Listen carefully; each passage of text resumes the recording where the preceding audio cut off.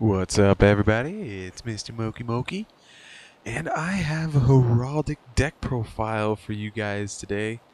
And before we get into it, I'm just gonna ask you guys if you can rate, comment, and subscribe for more Yu-Gi-Oh videos. That'd be awesome. So, yeah, I'll get right into it.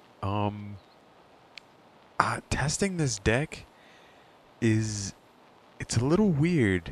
Um, I've been winning a lot, but like there's nothing really fantastic that stands out about Heraldic Beasts.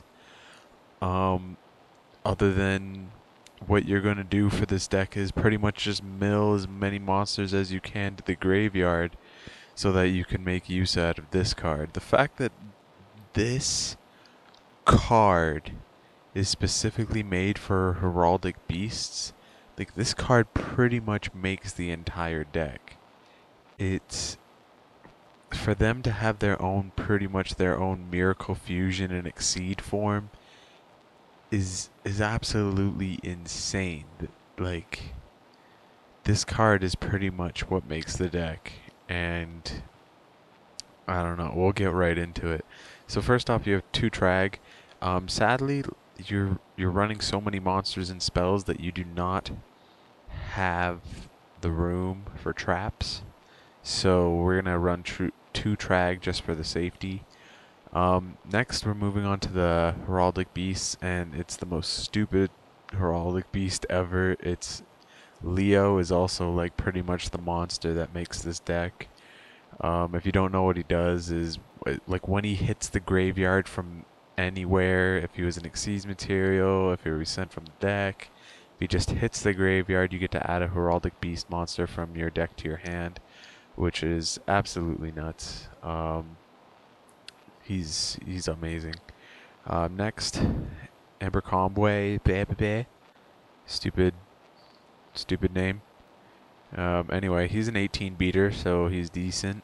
But if you have two Amber Conways in the graveyard, you can banish one to add any Heraldic Beast monster back to your hand. And yeah, so as long as you have more than one Aberconway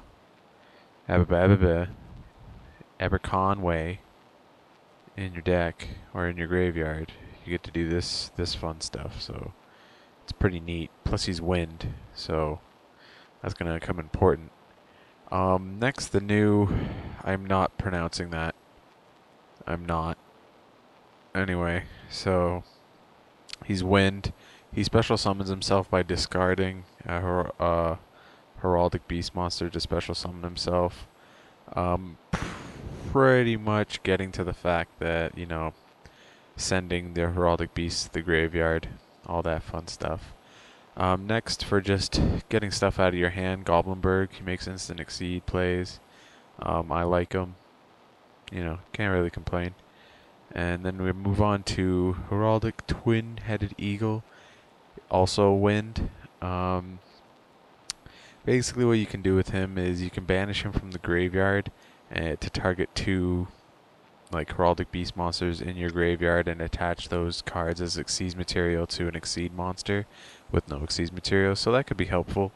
We're getting into the very, very little useful Heraldic Beast. There's not many that are good other than Leo, but this is how the deck is. Like the deck is nuts.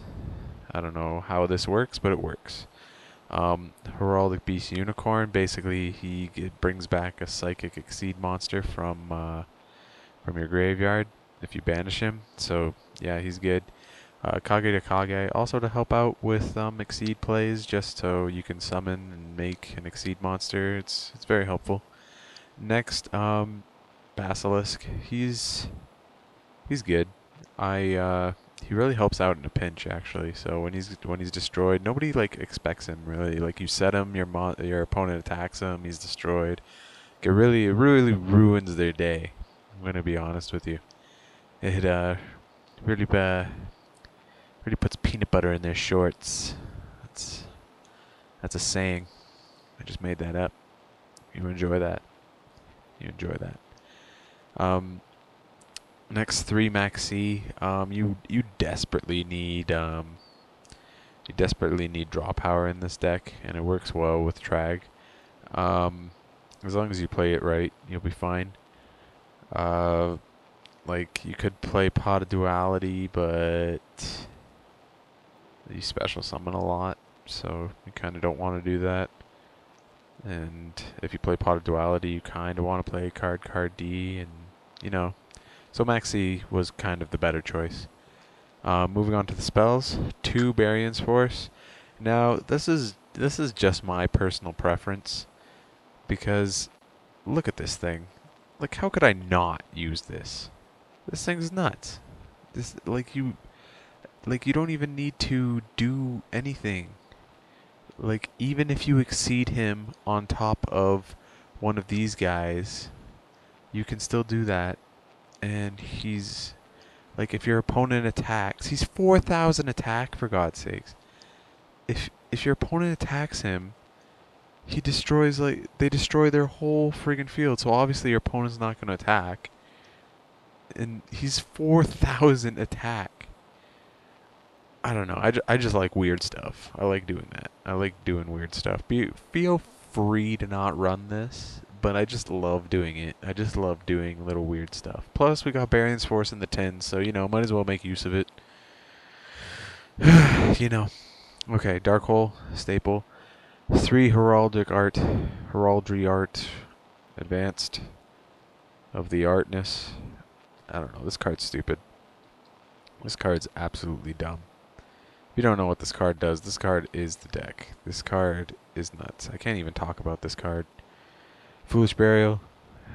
They get their own monster reborn, so it's pretty stupid as well. Yeah. 3 Mystical Space Typhoon, getting rid of that blah. That black row. That was really racist. That was super racist, I apologize. Anyway. 3 Field Spell. Augmentation. I think I pronounced that right. Anyway, this is the new field spell that they got, so this is pretty much making the deck more playable, which is awesome. I mean, make this deck more playable, that's awesome. Basically, and I keep on thinking that this part won't be important, but it is. Psychic type Xyz monsters on the field cannot be targeted by spells or traps. And every time my opponent tries to Fiendish Chain, or Forbidden Lance, or Compulse, and they're like, why can't I select?